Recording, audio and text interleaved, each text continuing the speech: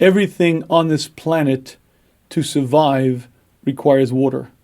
In ancient times, cities sprung up around wells because water is one of the basic requirements of life. Now you may say that's not too difficult because the face of the planet is covered by, about 70% of it is covered by water. So there's plenty of water available and it's not an issue. Unfortunately though, it's not quite so simple because 97% of that water is salt water in the seas, in the oceans, and is not drinkable, can't sustain life.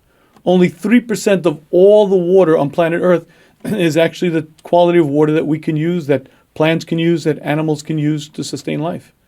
But interestingly, 2% of that, or rather to say the vast majority of that, is frozen in the polar caps. There's only 1% of all the water on planet Earth that can be used by humans, plants, and animals to survive. And here's the tricky part. If you have a field that's right by a fresh stream or a lake, I understand how the water gets there. Very simple.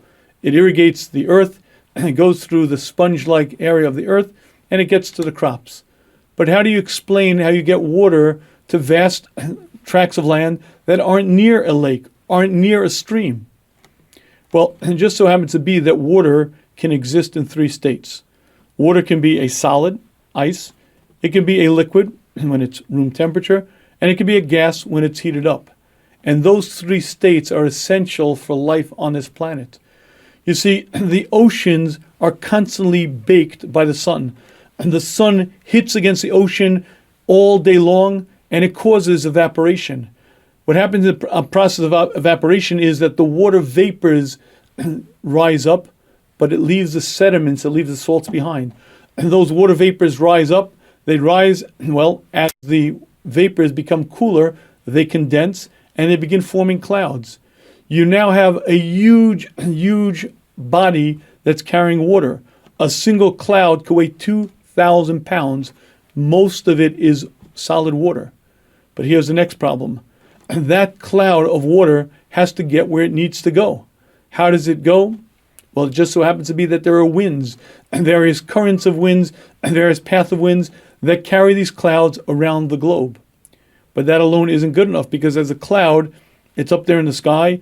You might fly through in a plane, but it's not going to bring the water where we need it on the ground. It happens to be that there are major mountain systems. When these clouds go along these mountain systems, they'll rise up even further.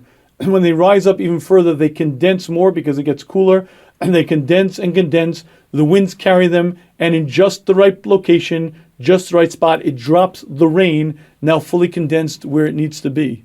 But if you think of the transport system of getting water across the globe, you should be astounded and amazed by the fact that it exists, that it was created, and that it continues to work. Mashiv haruach umorid hageshem.